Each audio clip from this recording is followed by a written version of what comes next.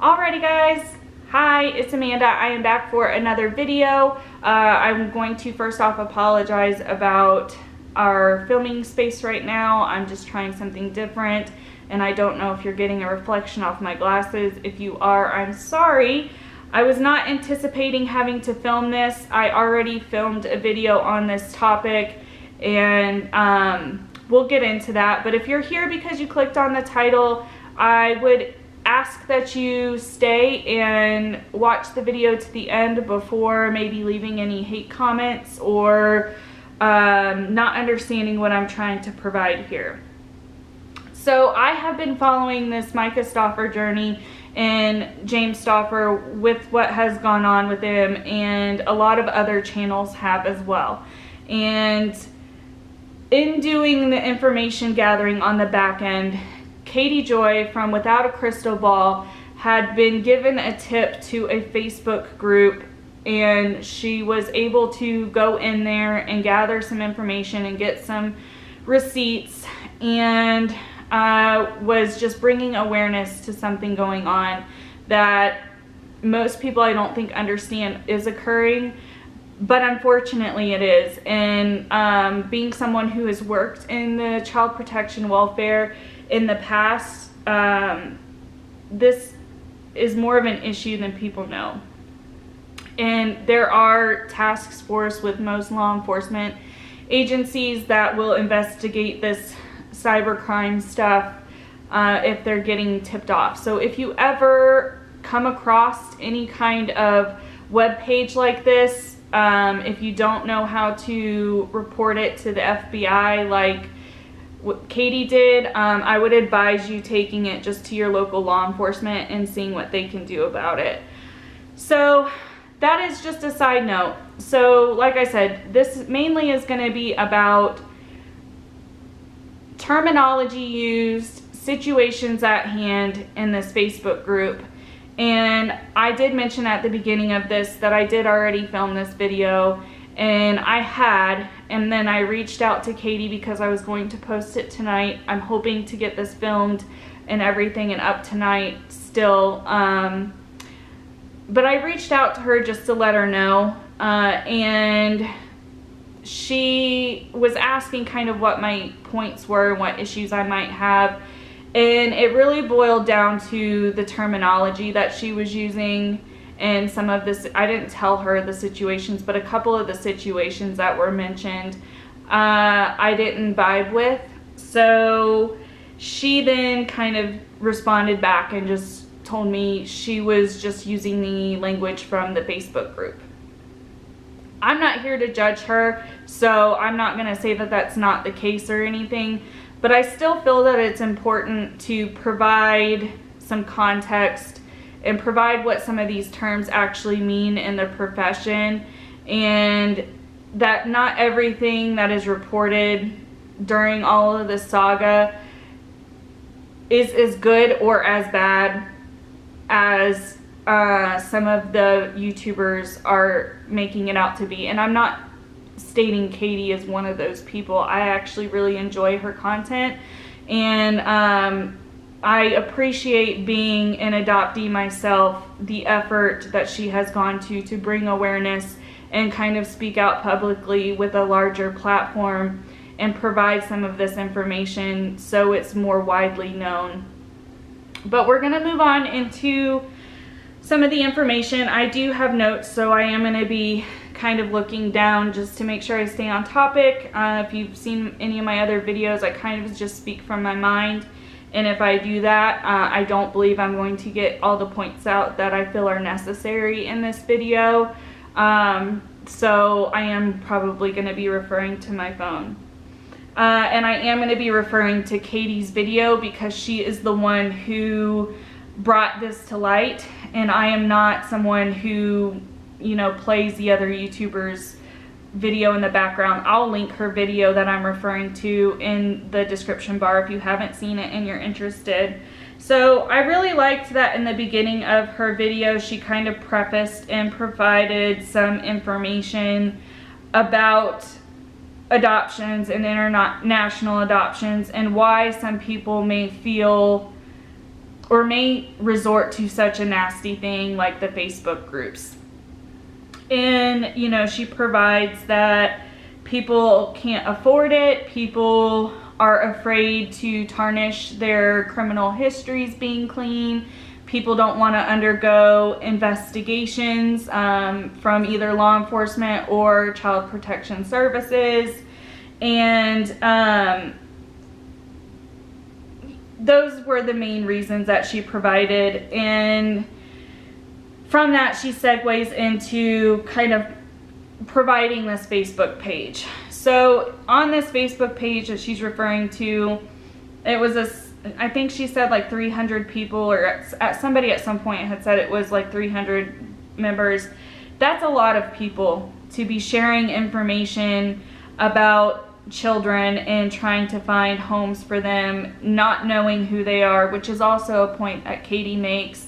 And she kind of says that it's underground private exchange, and that could be terminology that was being used in the video. And no child should be referred to in this kind of way. And it is alluded, and you can assume that most of the people who are going to these pages because of whatever XYZ reason might be, that they don't want to handle it legally, is going to result in some kind of longer term issues. And I hope what I'm alluding to is making sense. I'm not going to say specific what I mean, but she also goes on to kind of talk about how this page, I'm assuming, used the term guardianship. Now I'm going to say here, my experience and my knowledge is from one state. I've only worked in child welfare in one state. Different states operate differently, and I'm speaking from the state I worked in and how we operated. And I say that because there's a couple of terms here that are discussed and brought up multiple times, which is what really bothered me about Katie's video, because it alluded to, if you didn't know what the terms were, or if you do know, it can be frustrating to hear some of the things said, because it can allude to something that wasn't occurring or that is occurring, going both positive and negative. So guardianship was used, and it was stated that it was just a piece of paper that was notarized. So that is temporary guardianship. Actual guardianship is a document that you have to pay for, and it has to be approved by a judge. So in this, they may be referring to temporary guardianship and just using the wrong term. They also might be referring to power of attorney. And power of attorney is, I'm sure most of you are aware, is just a document that you write or sign, and then you have it notarized. That is a power of attorney, and in my profession I did see power of attorneys used as a way for people to care for children in a multitude of ways. So from there, she kind of talks about how some of the motives behind some of these people are disgusting and are for financial gain, which is absolutely true. I know for a fact there are people who utilize the system to get money.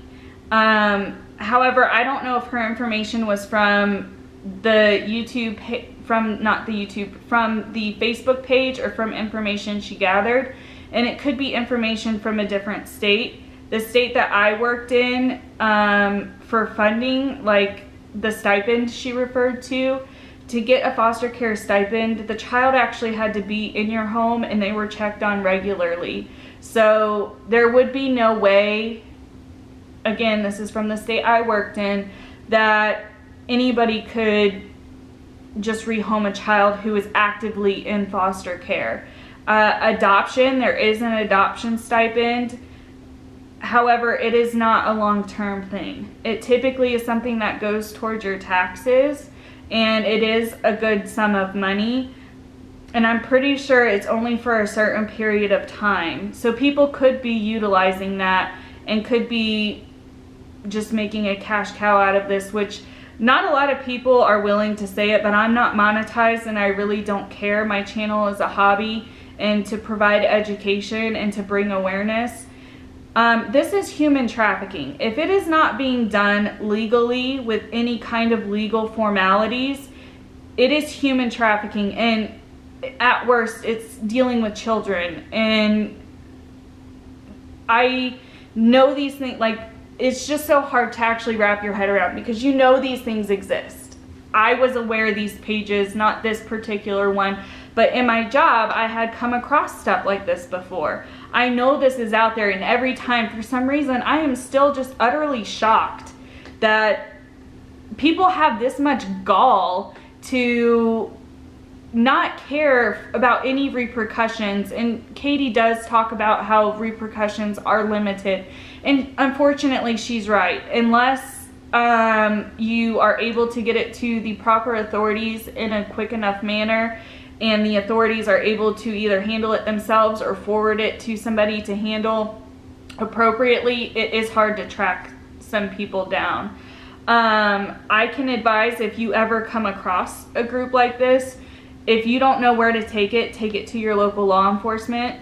And I mean physically walk in and make a report with the website, and everything, any information you have in regards to people in that page. That would be my advice as far as if you ever come across anything like that. She also kind of discusses, she mentions an ICPC, and this is all in regards to talking about how people are skirting around doing these things legally, because this page is, most of the individuals on this page, we can all assume, are not doing what they're portraying in a legal way, is the best way I can really word that. And one of the things she talks about is an ICPC. Now, an ICPC is typically state ran. It's typically ran by a part of their human resources for the state or child welfare areas of the state, and it's an interstate compact for the placement of kids or children. And that is, as Katie expressed, it is a document between the two states informing one another and agreeing that the child is going to be moving. These do happen. They are an extremely lengthy process. It is a legal process, and it does require multiple home studies to be done for the home that the child is going to. I can tell you from a professional standpoint, this usually only happens when children are taken into state custody, that these ICPCs are enacted, because people don't know how to use them. Unless you have an attorney who knows family law, it's something that would get avoided. And I'm not saying intentionally, it could be done unintentionally, but it is something that does get bypassed, and it's unfortunate because it is a way to ensure children don't end up on Facebook groups. So she also mentions respite care, and professionally, respite care is short-term stay. It's typically used in foster care when children are in state custody. It is just a short-term stay for the child while they look for long-term foster care placement. So I don't know how they were using it in this Facebook group, but it seems like it was not in the correct way, because Katie provided that she had read or she had heard that they would drop the child off for respite and not come back with just the piece of paper that was notarized. That's not respite. That is abandonment. And if anybody had any sense of their mind in that situation, they would contact law enforcement and have that family investigated. Of course, that in return means that they're going to be investigated. which is, again, circling back to the beginning of Katie's video, that, you know, people are doing this to avoid these things. And that only just brings up more questions to me on these individuals. Why are you, the money aspect I can't understand, but I can like visualize. But just trying to avoid getting investigated is beyond me, because you can be investigated and there be no concern. And I get that if you disrupt an adoption, you are not likely to be looked at for another adoption with good reason. If you are willing to disrupt an adoption, there is no reason you should be looked at for another child being placed in your care. So I don't understand if this is just a cash flow for these individuals, if they're just exchanging these children around to claim benefits and do all of this. I don't know if it's a situation like that, or if it's a situation where a family can't deal with the child for whatever reason. I'm just thinking hypothetically with you guys. For whatever reason, they don't want that particular child in their home anymore, so they want to replace that child. In what sense of the mind do they think that they're gonna get a different child and not have the same issues or worse? Like, I don't understand their mentality. There are people out here who are struggling with infertility. There are parents who are struggling on their own and they want more kids and they can't have more kids. There are situations out in the world where people,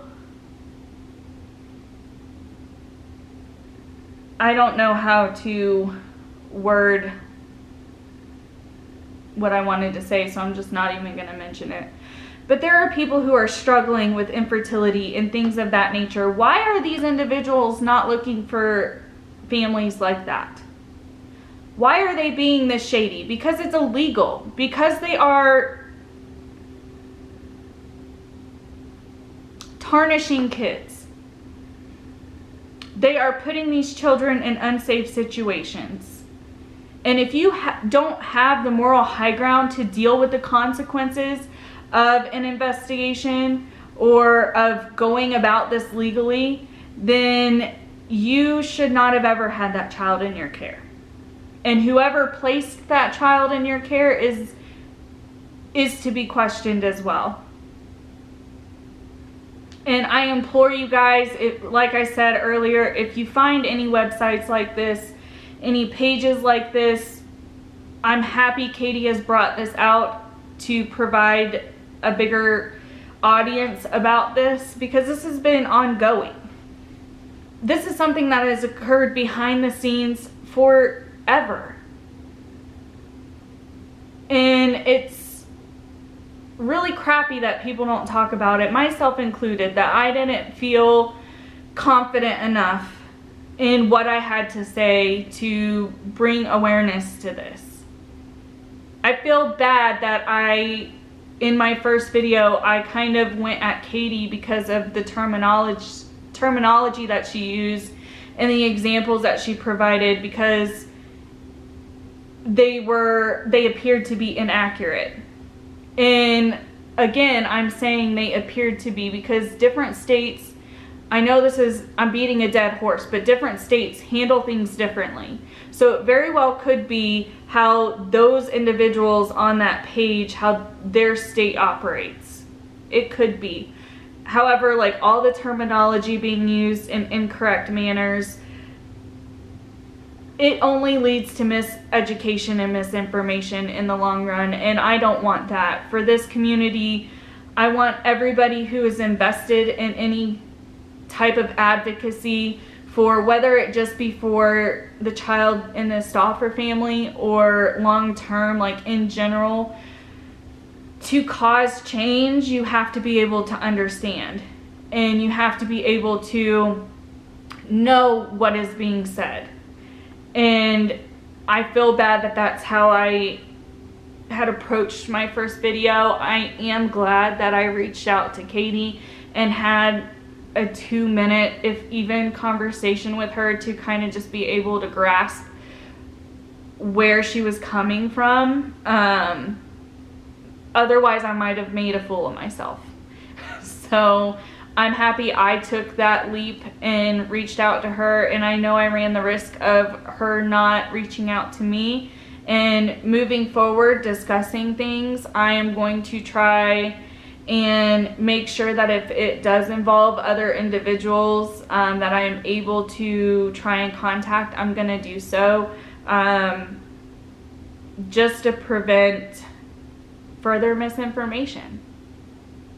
So guys, I hope my video makes somewhat sense. If you didn't watch it to this part, I get it. If you did, go ahead and leave a like or a comment. Let me know what you think. This is just really hard to talk about as somebody who has not only worked but personally experienced some pretty awful things. Not that I'm trying to play a pity party, but it is really sad that all of this stuff happens. But in the same breath, I am really, really happy that it is coming to light and that people are willing to cover stuff like this and willing to shed light on some really crappy situations occurring in our world when it comes to the safety of kids. So guys, I'm going to leave for today, and I will see you next time. Hope you're having a good day, evening, or night, wherever you are. Bye!